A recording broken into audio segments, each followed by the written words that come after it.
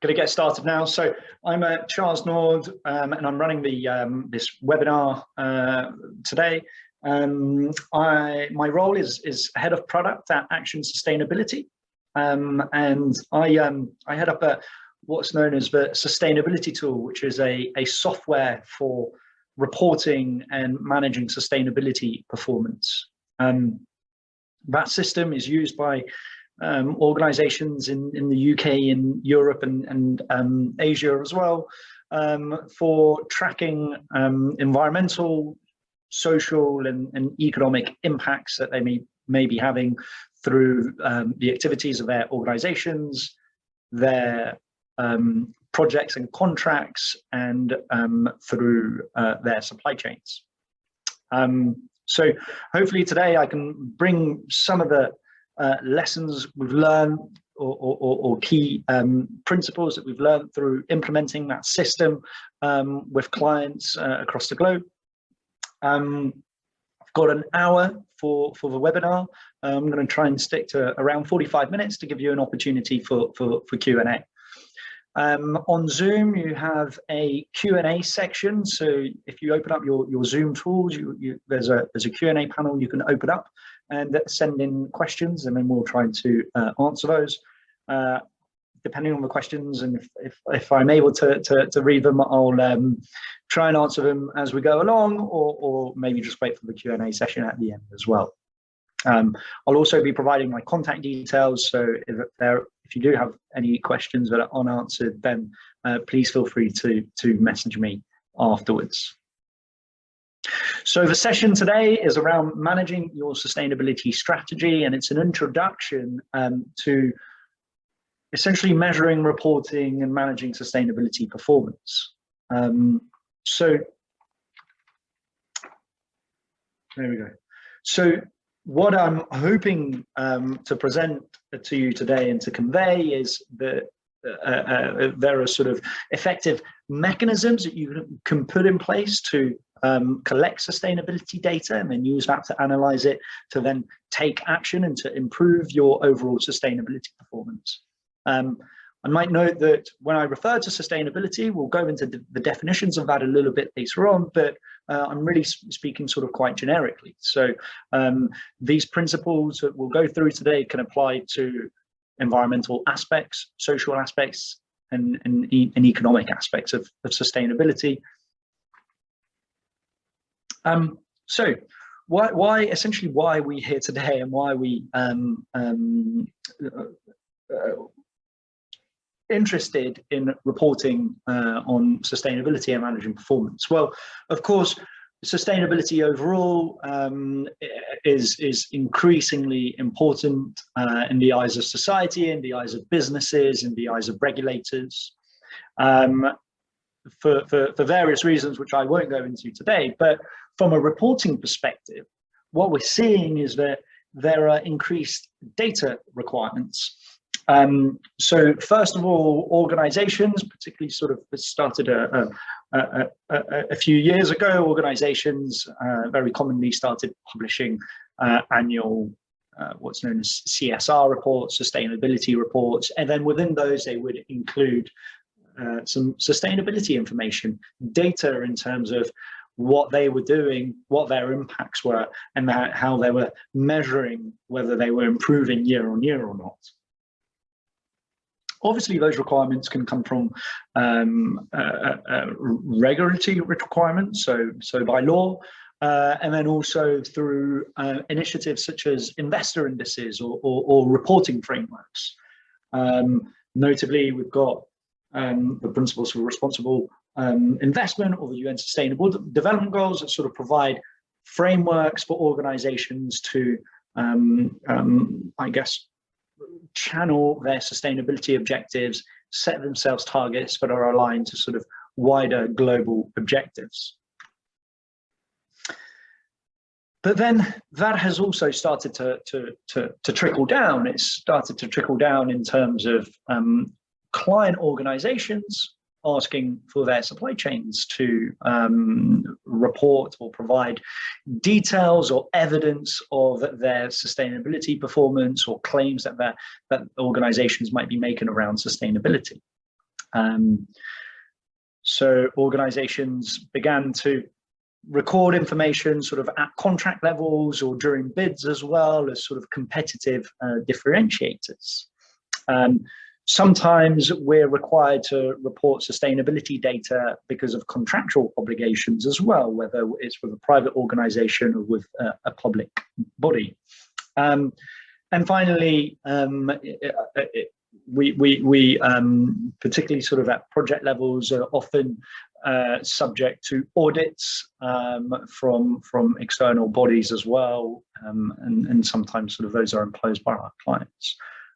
So those are other drivers around why data is important in sustainability, and sort of being able to demonstrate and show that we're accountable for our sustainability performance is becoming increasingly important.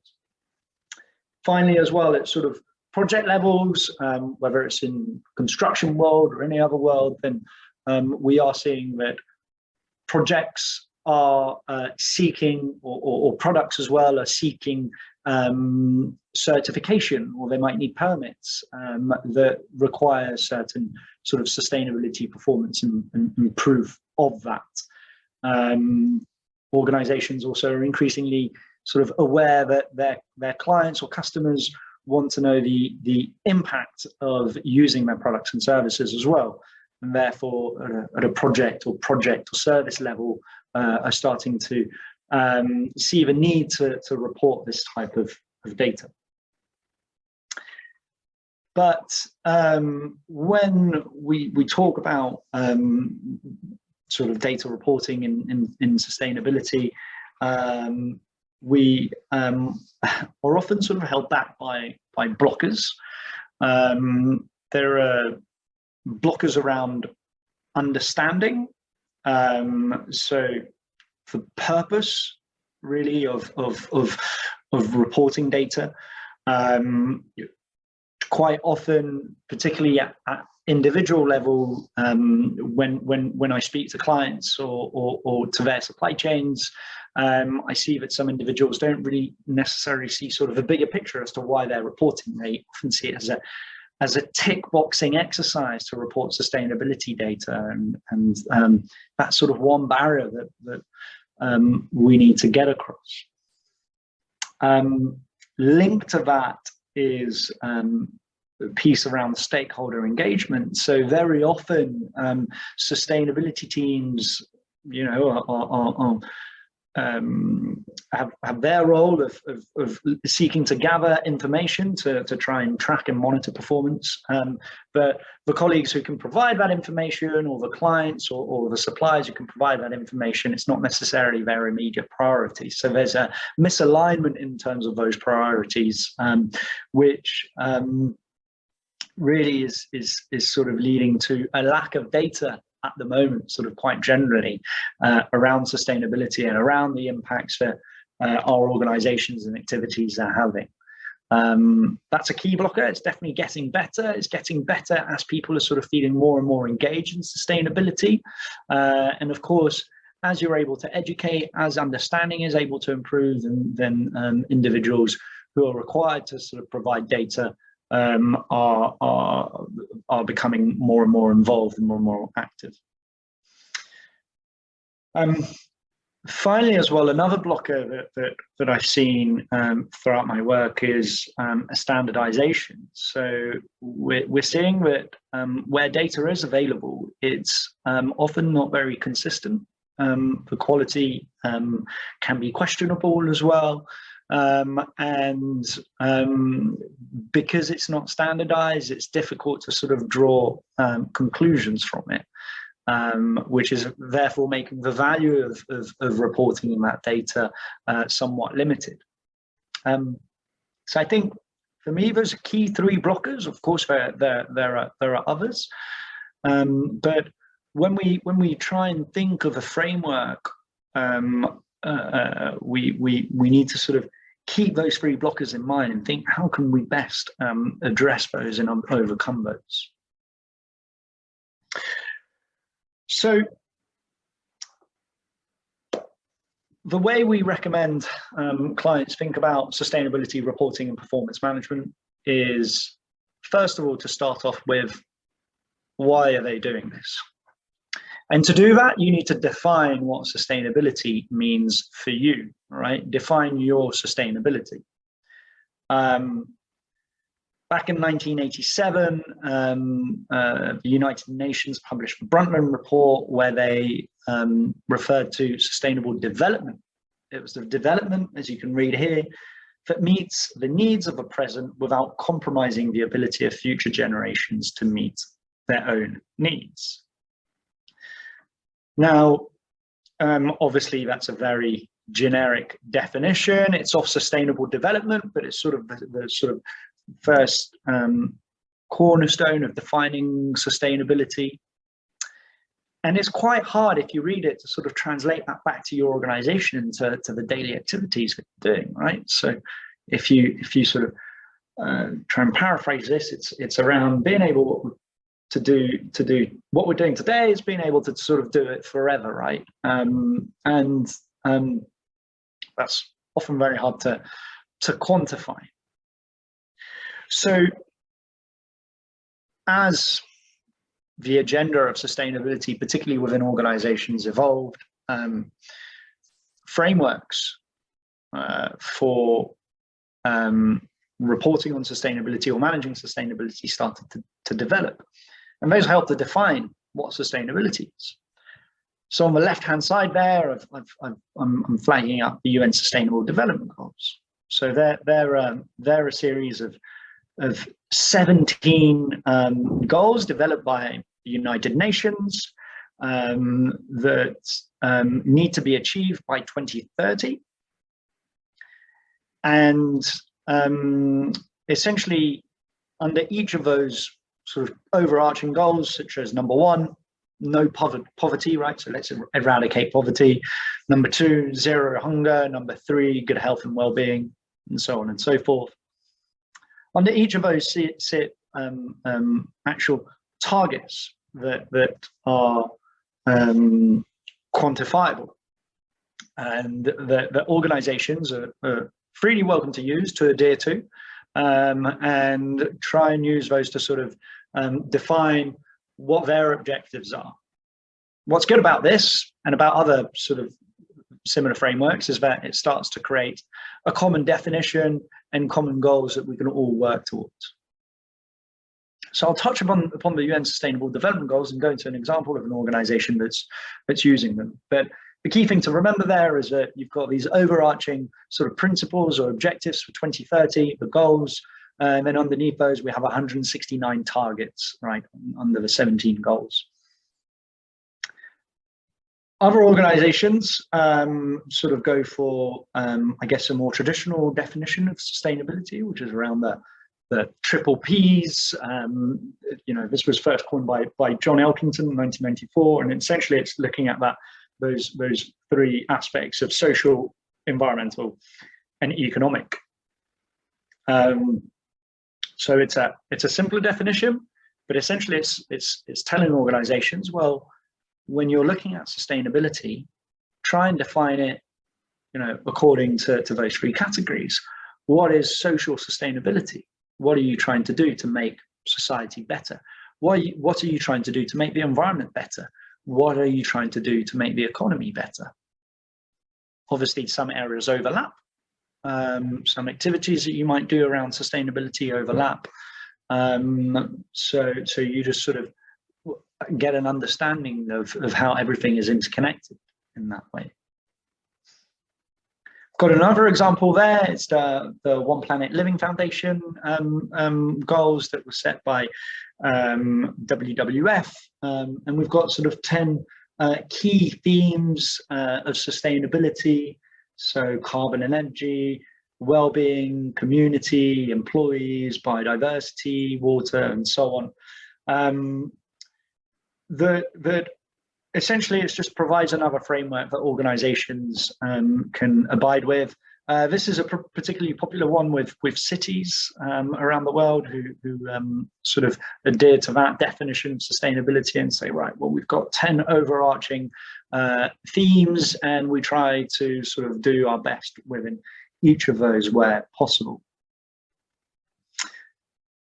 But again, when you look at all of this as an organization, when you think, well, let's start reporting on our sustainability, let's start sort of managing our impacts, and you look at these, these 3 examples, there are many others, you might think, well, seems like there's a lot to do, right?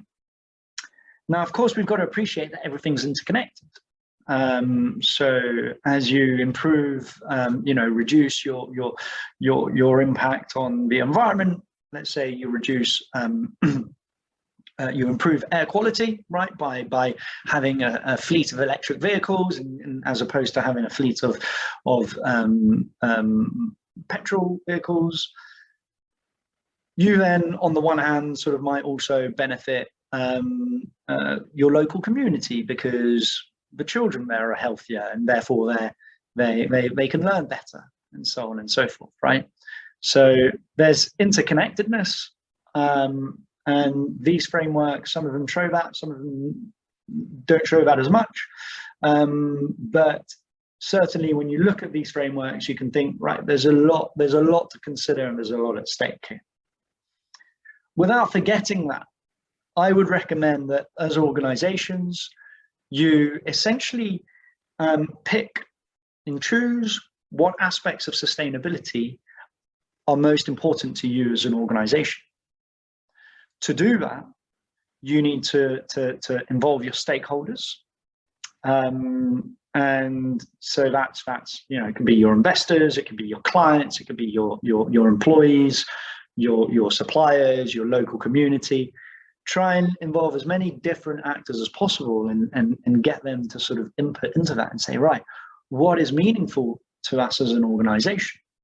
You also need to think, well, where do we currently have the biggest impact, negative impact and positive impacts? And therefore, particularly the negative impacts, we want to put those forward as sort of really important areas for us that we want to address. Same goes with really positive impacts that you can make. But what I'm saying is that there are certain impacts or certain themes where you won't be able to make an impact, right? Where it's going to be very difficult, and the sort of the gains or the benefits are going to be very minimal. Particularly if you're starting up in this. As such, when you look at these frameworks, you're always invited to sort of, I guess, pick and choose what makes the most sense to you, what is most material to you as an organization, and therefore what you want to put forward. Don't fall in the trap, however, of just choosing objectives or themes where you know you're going to do well, right? If you're an education organization, of course you want quality education. Maybe if you're signed up to the UN Sustainable Development Goals, you might sort of say, well, we're really going to focus and we're going to publicize that we're working towards goal number 4, quality education. But don't do just that, right? Because there are other areas that you might have an impact that you don't want to ignore, particularly if they're negative, right? You don't want to get caught out in that. I think a really good example of that is what British Land are doing. So as an organization, we do work with British Land, but we didn't put their sustainability strategy together. So this comes from their sustainability strategy, and essentially they've made the UN Sustainable Development Goals their own, right? So what they've done is they've selected 3 goals that they've publicly said, we're going to categorize all our sustainability efforts and therefore our reporting, so it does come back to reporting performance management, under these 3 UN Sustainable Development Goals: decent work and economic growth, responsible consumption and production, and then partnerships for the goal. But then within that, they've created their own narrative.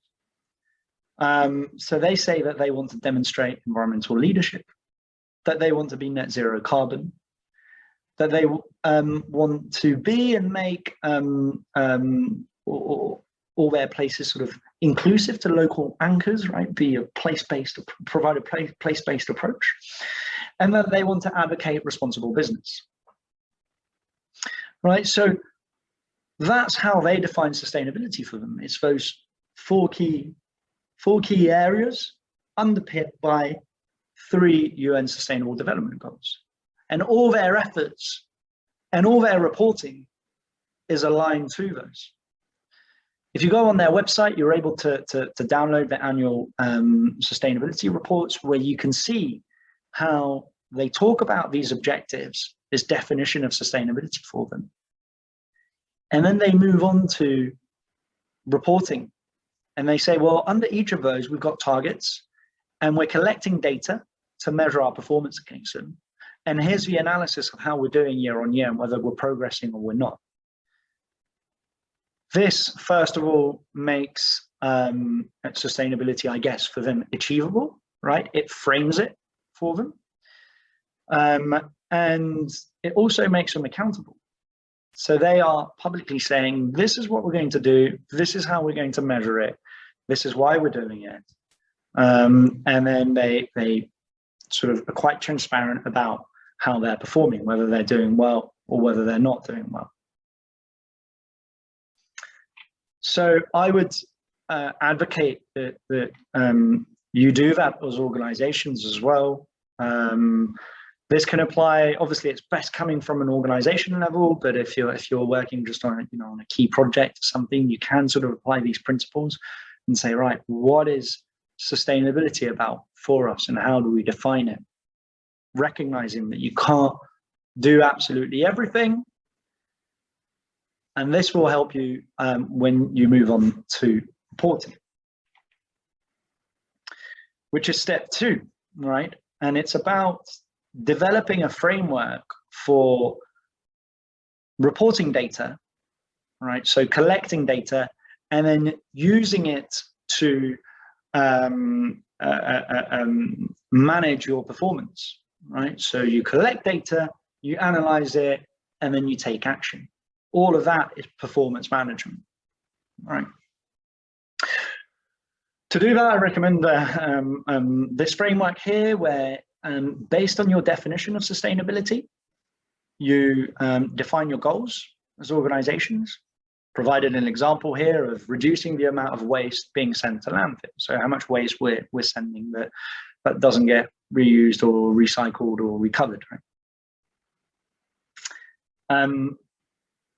From that, you set a target, which is, in this example, the percentage of waste diverted from landfills. So the target is a specific aim that you're trying to achieve. Often it's a numerical value. It also tends to sort of be have timestamps next to it. Organizations currently are saying they want to be net zero by 2030 as an example, right? And they might sort of show, well, by 2025, this is what we'd have done. We'd have reduced our carbon emissions according to baseline by 80%. And by 2030, it brings us down to 0. Finally, from that, you naturally get sort of indicators. So those are the performance measures that indicate your progress against your target. So in this case, our target is 90% of our waste should be diverted from landfill.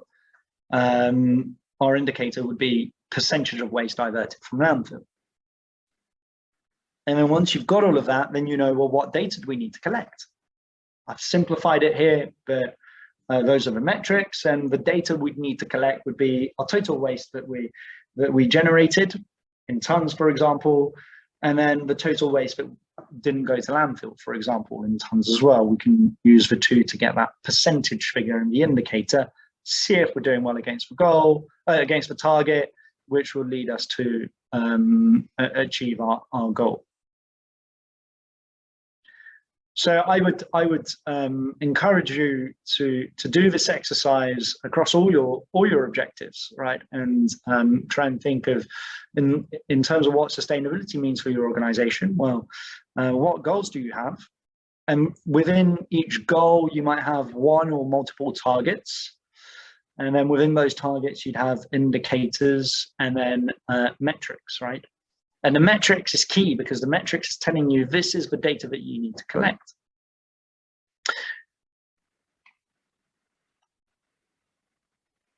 So a few key things when you do that to sort of keep in mind. First of all, when you put together your targets, make sure they're informed targets. You're using baseline data or historic data to inform those targets, and that you're not just making sort of a fanciful wish list, right, of what you'd like to be, but sort of be grounded in reality. Established a reporting frequency is quite important. So how often do we want to collect this data? And this is going to be a key determinant in terms of what you can do about it. So let's say you collect your carbon data on a yearly basis. That will help you to know each year whether you're reducing your carbon emissions or not.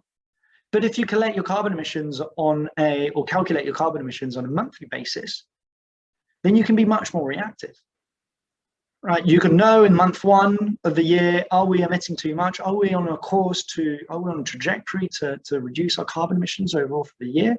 Or if we keep doing the same, are we going to be above our projected carbon emissions, right?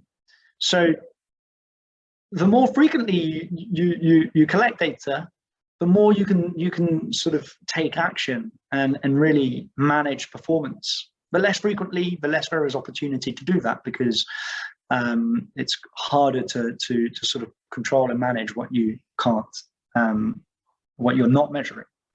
But obviously, with sort of a high frequency of reporting, of collecting data, probably means sort of more resources being allocated to do that exercise. So unless you've got really efficient processes in place, it might not be commercially viable to do that. So you need to balance those things out. Which leads on to exploring the tools and resources to support the process. So once you've established all those targets and therefore indicators and as a result the metrics that you want to collect, think of how are we going to make our lives easier, right? We've got all this information to collect. How are we going to make our lives easier? I would say that if your clients are requesting you to report data on projects or contracts that you might have with them, I would really encourage or try and promote a conversation with them where you say, what systems or processes or support can they give you to collect that type of information? Too often it's I'm seeing that the support isn't there, and therefore the supply chain struggles to report the data, and it's sort of a hard process, and two sides sort of butting against one each other. I think if you can open up those discussions and say, this would be really difficult for us to collect, is there a way that you can help us, or could we modify what you want us to report? And that helps. So here I'm speaking from the point of view of someone in a supply chain, but you can reverse that as well. Or you could even take that example to a company level. If one of your colleagues from sustainability is saying, you must report this data, but you're struggling to do that, then let them know and have that open discussion and see what can be done about it. Which brings us on to defining your stakeholders.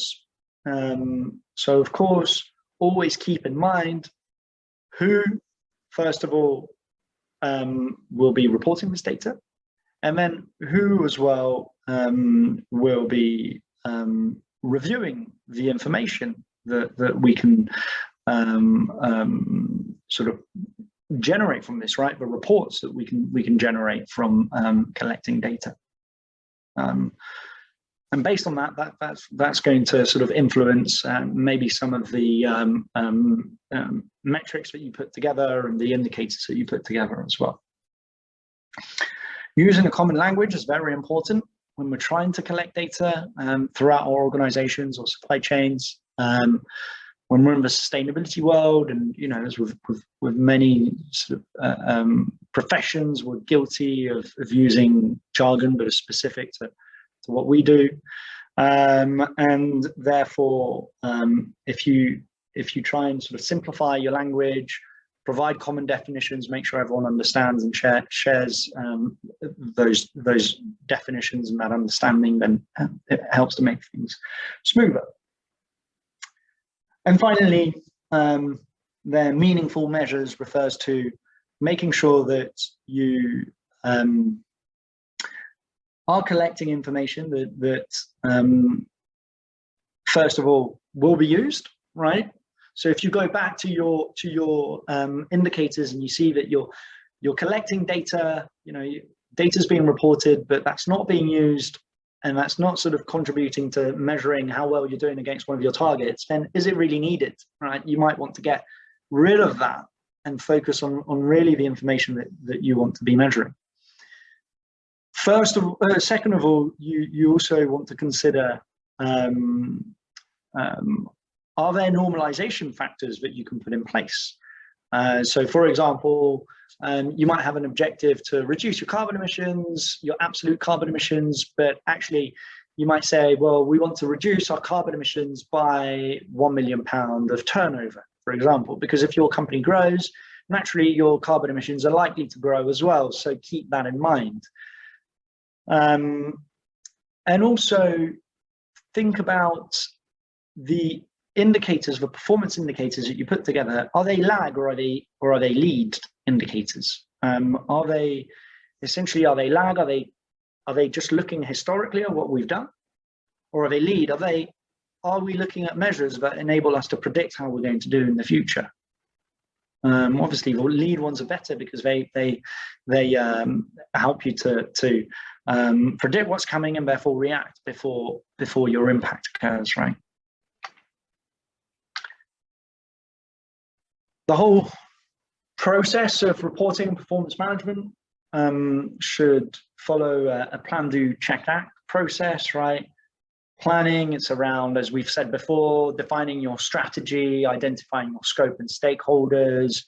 Then you identify what you need to measure, manage, and report. You establish your indicators, metrics, and targets in accordance with all of that. Then you put in place the processes and tools. You identify all the roles and responsibilities and the frequencies at which you'll measure performance. The doing is actually collecting the data, right? Carrying out the performance or the data collection. Checking is around, well, using the data that's collected to measure your indicators and measure progress against those and against your targets, and then analyzing those to then being able to pull out, well, where are the opportunities for us to act, which is the fourth part of that, around acting, right? So around using data to influence decisions that need to be made to improve performance, and then actually implement those, right? Deliver those benefits, realize where you can be better thanks to the data, and carry that out, and then report on it. Reporting in the sense of publicize what you've done, discuss the findings with the stakeholders, lessons learned, which brings us back to planning, right? And you sort of continually want to sort of go through this cycle of what are we going to do and why. Let's do it, let's check it, and then let's act as a result of this information we've gathered.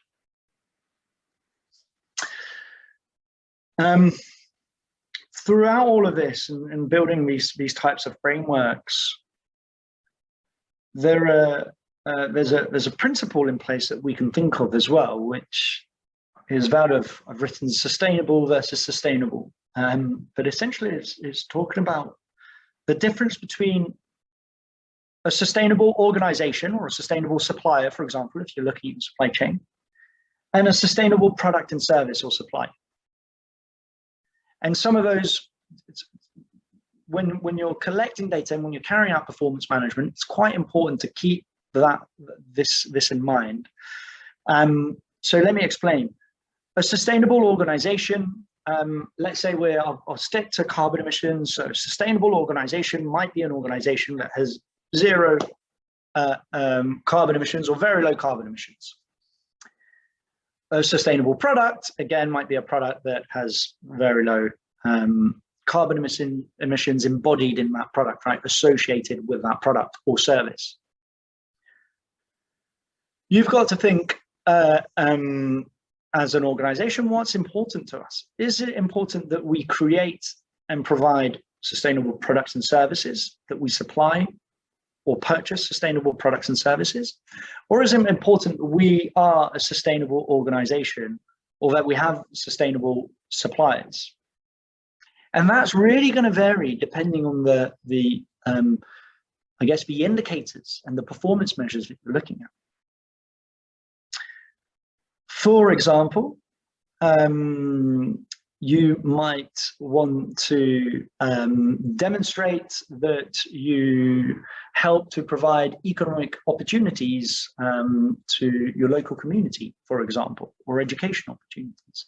And you might report on the number of apprentices that you have in your organization, and therefore say what percentage of your workforce is or are apprentices, right?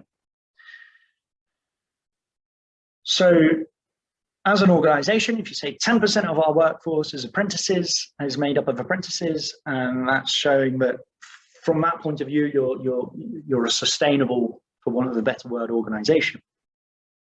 But that might not apply to one of the services you provide, right? You might provide a service to a client where you don't have any apprentices working on that service. And therefore, from that client's point of view, does that mean, do they not consider what you're doing as an organization by hiring apprentices, albeit they're working on different contracts, they're not working on their contracts, or not? The reason I'm making this point is that very often I see, particularly when organizations are procuring, whether it's a product or a service, they tend to focus on sustainable supply, while often what's really important is that it's a sustainable supplier. Right? It's just more important that the organization provides opportunities for young people to have apprenticeships. It doesn't really matter whether those individuals are working on our specific contracts or not.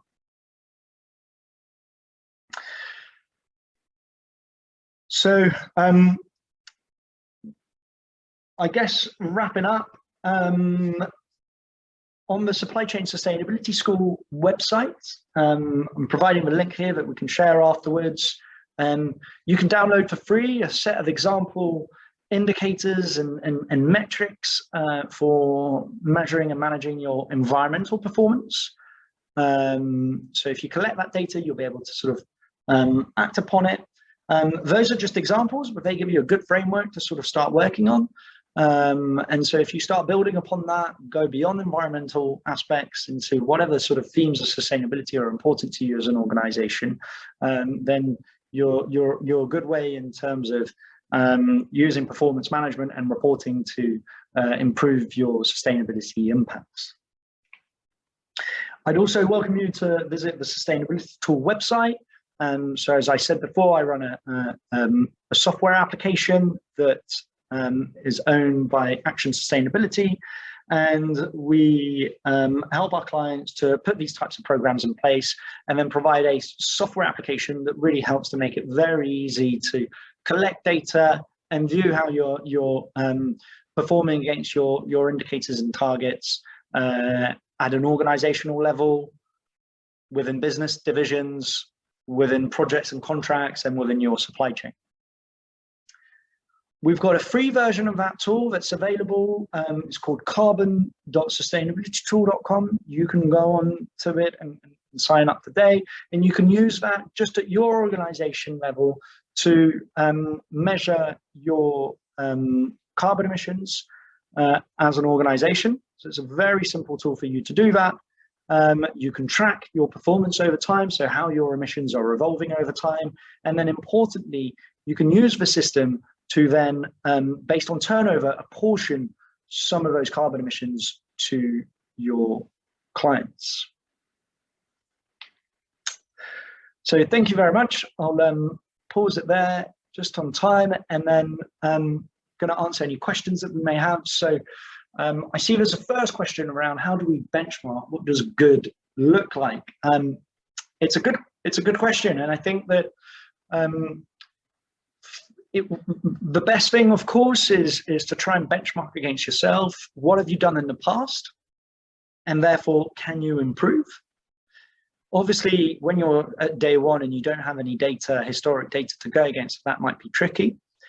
You could also try to identify within your space, and also particularly within the sustainability theme and target that you're looking for, what have similar organizations done? What have other organizations done? What's sort of an industry benchmark as well, if that's available? So you can try and research that. Obviously, failing that, then the recommendation is start off by just collecting data and then sort of analyze it, but without putting sort of pressure on yourself. And then after sort of 6 to 12 months, decide, right, now's time to put a target based on what we've done over this past year.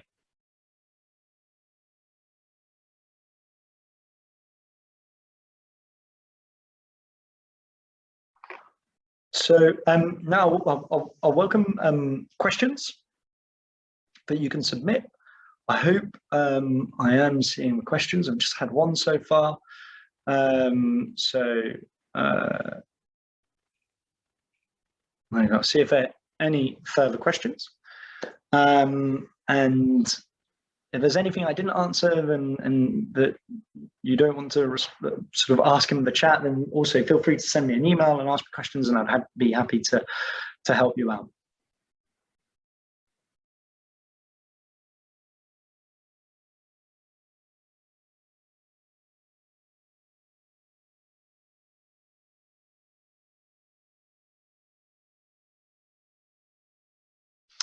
I'll patiently wait a few minutes, but you're welcome to leave this lunch and learn. Thank you very much for attending. I hope it's been informative and that you've enjoyed the brief session today.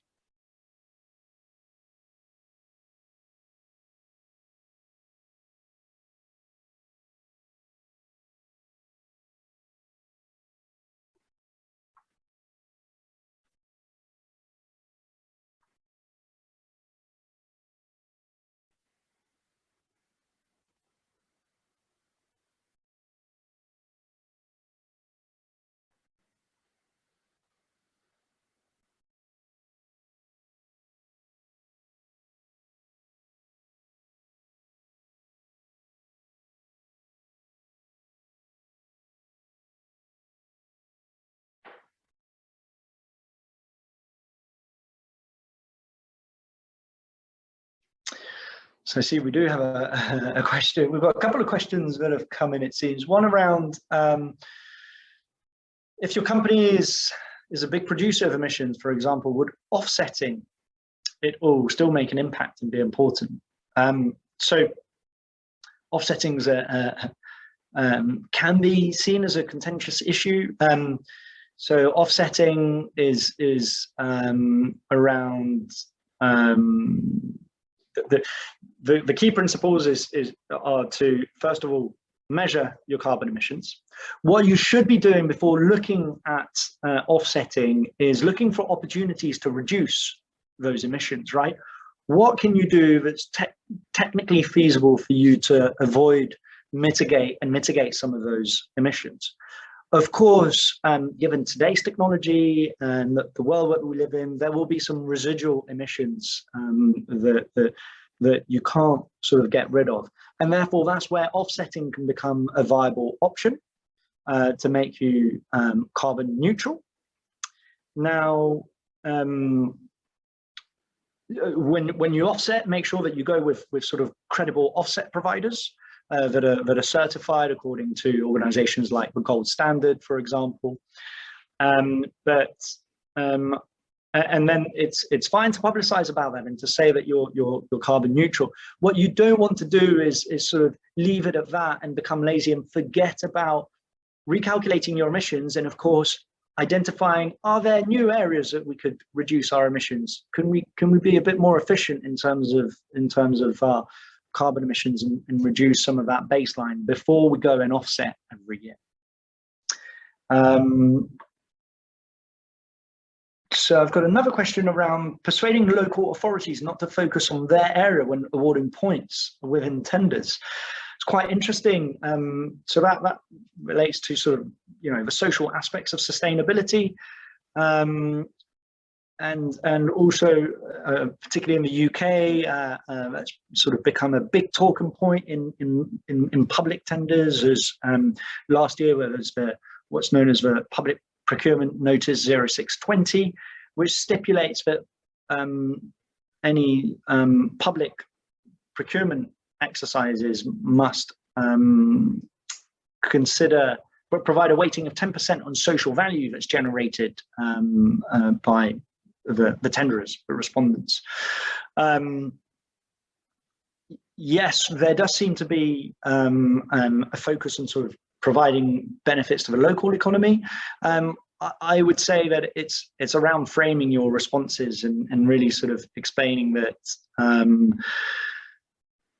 local, particularly when it's sort of, you know, providing employment opportunities, etc. It's not always just about local, but it's about trying to promote the deprived areas. So you do have factors that help you sort of see how deprived each area is, and then what you could sort of do is compare the area for the local authority and then the area where you can sort of potentially provide benefit, right, which might be different to that of a local authority, and demonstrate which one is more deprived than the other, and therefore say, you know, there might be benefit in supporting the more deprived one.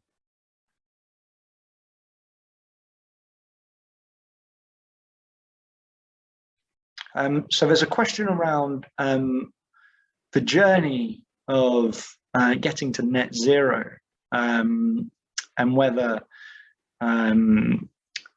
offsets are part of the solution. So there's a key difference between becoming net zero as an organization and being carbon neutral.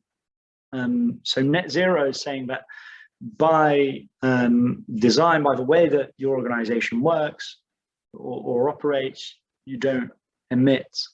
There's a zero balance of emissions that you emit and that you sequestrate, right, through your activities. Net zero means we emit and then we offset, right? Of course, we emit, we try and reduce as much, but the residue we offset. To give an example, let's say you live in the difference between the two. Let's say you live in a house, and you've got one house that's you know, generates its energy from coal, for example. That coal has carbon emissions associated with it, and even though the house might say, right, well, we're going to turn the heating off as much, and we're going to turn our lights off as much, they're still, at the end of the day, going to be using a bit of electricity that's being generated through coal, and therefore there are carbon emissions associated with that. To become what they can become is carbon neutral by offsetting, right? So essentially by purchasing carbon offsets, where someone on their behalf will do activities such as planting trees, for example, where we certify that is sequestrating, taking carbon away from the atmosphere. And so that household can say that they're carbon neutral. In the other example is a household that just operates with renewable energy, and therefore by design they are net zero and they don't emit any carbon emissions, right? And obviously I'm really simplifying it here, but that second household would be net zero. So net zero and carbon offsets don't sort of really align together. It's carbon neutrality uses carbon offsets. Net zero is something altogether.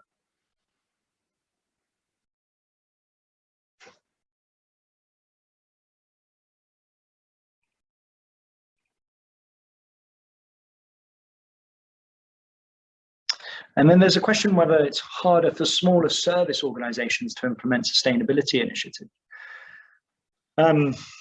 I think first of all, if you're a service organization, it's likely that your direct impact is smaller than an organization that produces something and then obviously it depends on the context. It depends on what your sustainability initiatives might be. But what I can observe, of course, is that the larger organizations that we work with have got sustainability teams, in-house professionals who are educated in the space, who have got training and therefore are sort of better prepared and equipped to help their employees implement some initiatives. Smaller organizations tend to, not have sustainability directors, for example, right? It might be sort of part of someone else's role. So therefore, by design, that just makes it a bit more difficult. But there's no reason why smaller organizations are not able to implement these initiatives. And I think if you're an SME and you're looking for support, I would invite you to visit the Supply Chain Sustainability School website, where you can find a lot of free resources around sustainability, access free workshops where you can get educated and sort of really tell you what type of things you're able to do.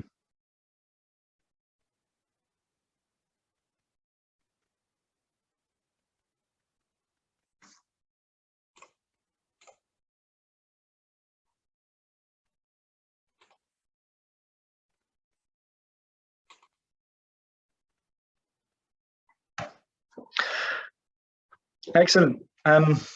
We're coming up to time now, and it seems there are no more questions. So thank you very much for listening to me speak for the last hour or so. Again, I hope you've enjoyed the session. I hope that the answers were useful. If you've got any other question, do feel free to reach out to me, and I'd be more than happy to help you or give you direction. So thank you very much. I think we'll wrap it up there.